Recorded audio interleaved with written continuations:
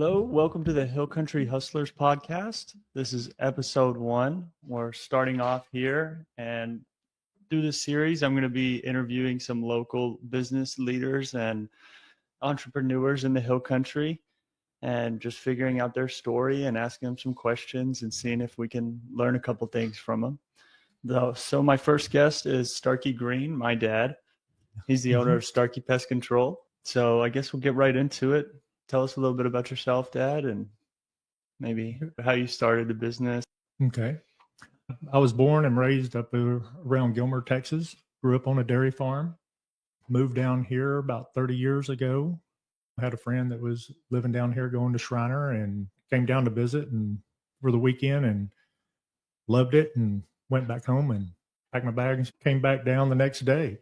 And then a couple of years later, met Zachary's mom, and kind of the rest is history, but got into the pest control business. I was working for a company that was based out of Abilene and became manager of their office here in Kerrville. And then eventually the owner of that company started selling off all their smaller locations, which Kerrville was one of their smaller locations. And they ended up, I think they sold out to Terminex.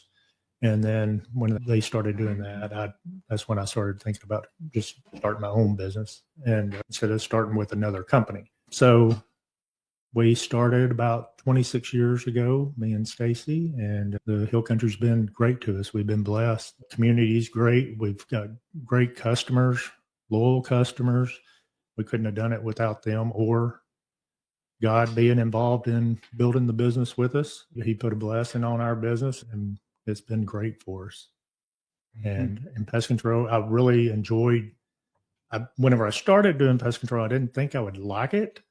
I was like, me and Stacy were talking about it. And before I went to work for that company, and I was like, I don't want to do that.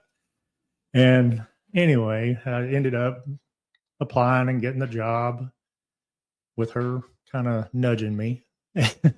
and started doing pest control, and I really liked the being able to help people, meeting new people, seeing new things around the Hill Country, and being able to help people that needed certain needs.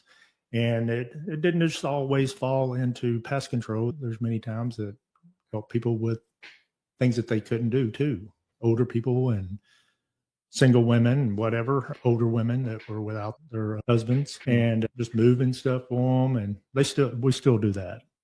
But anyway, I enjoy being able to go in and help people in need. And that was kind of the neat part of it. It wasn't just doing a service for them. And so that's how we got into it. And it's been really good. And like I said, the community's been great. They really there's great people here. Yeah. It's easy to want to do things for them. So how has your business evolved since you started, and maybe in a way that you didn't think it would? Originally, we first started out just doing pest and termite. And several years later, I decided I wanted to start doing some weed and fertilization. So I went back and got my license in the weed category and lawn and ornamental. And because I wanted to do my own yard, main reason. And then a neighbor that owned a landscaping business was over and was like, who does your yard? And I was like, I do. And he asked me to give him some prices on some of his commercial accounts, and it just snowballed from there. That's really poured on the last 10 years for sure. So you've been really successful. I think it's safe to say most of that comes from hard work and being a good person, obviously, like you've said. But what are some good tips for people starting off on their own and some common pitfalls to look out for? In any business, I think the best thing you can do is be upfront with them, communicating with the customer or whoever you're working with. And just communication and doing exactly what you said you're going to do and showing up when you say you're going to. I mean, not that we don't run late every once in a while, but at least we call and give them notice that, hey, we're running a little bit behind, and everybody's usually really okay with that. But we get a lot of times we get, oh, y'all showed up on time, or you showed up today. And yeah, we're not supposed to. They're like, no, the other trades don't sometimes. That's very important to the customer. And being presentable when you go in there. Try to be clean cut, nicely dressed. People comment about our white shirts and how we keep them white.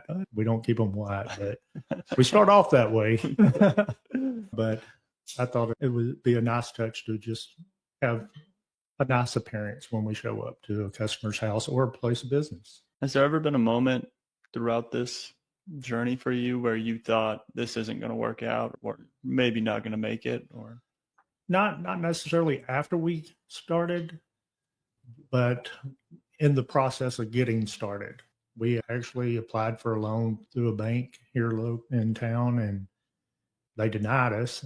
And I mean, after filling out basically a book of paperwork on credit and business plan for the next 2-3 years, I can't remember exactly, but it was at least 2 years.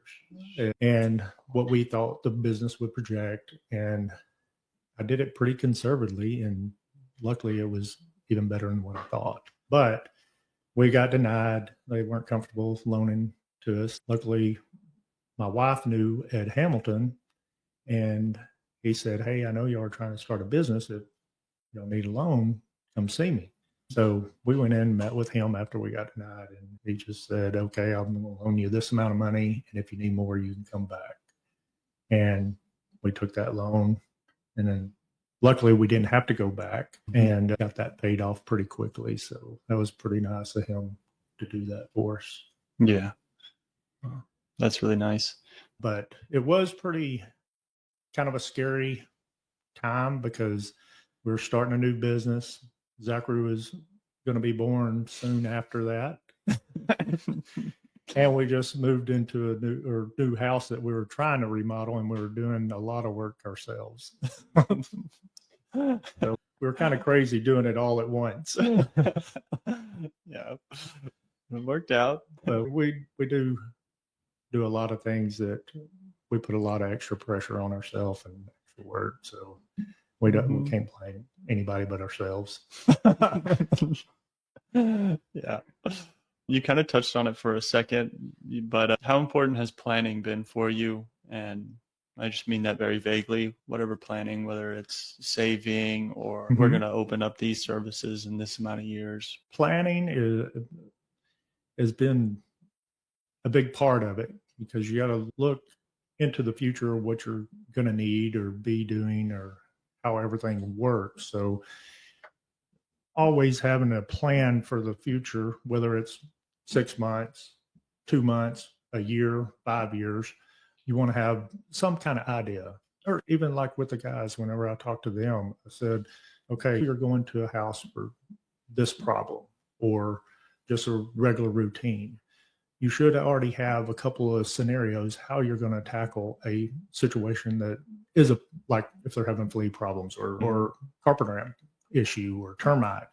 Already have a plan, so you already have something worked in your head of how you're going to communicate with the customer what needs to be done. Yeah. And that goes with running a business too.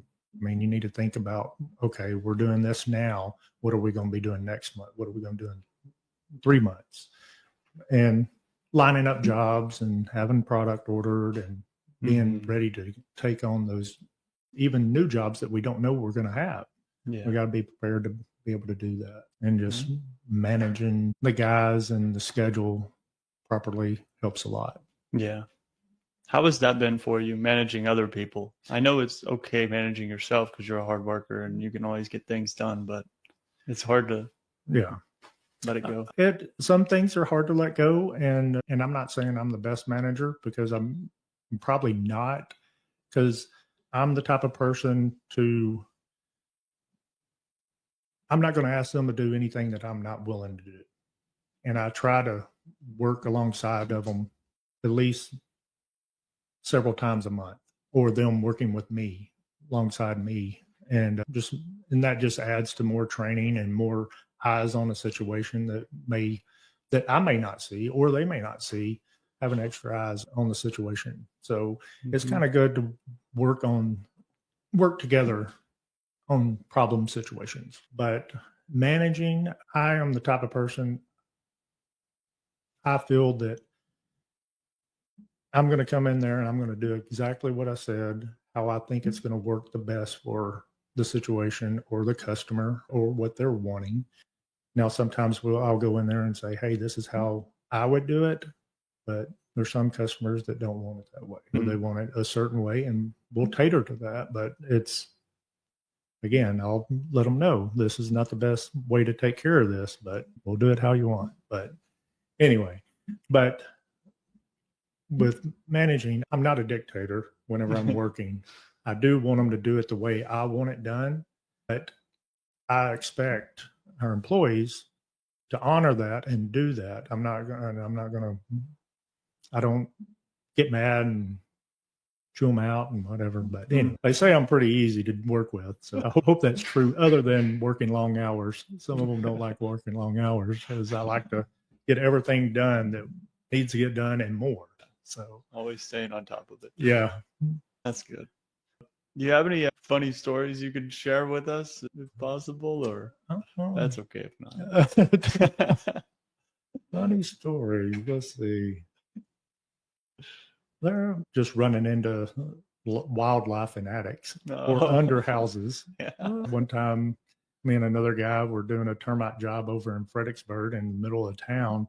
It was a pier and beam house, and I was up underneath there, and he was working on the outside.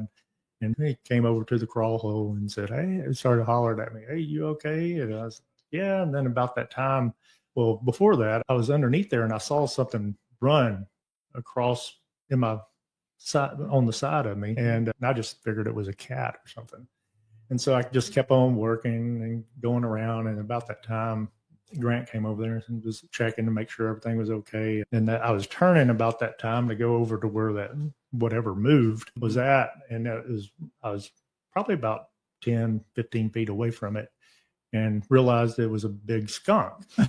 So I'm backing out underneath there on my belly, trying to get out of there as fast as I can. And I was hollering at Grant, pull me out, pull me out.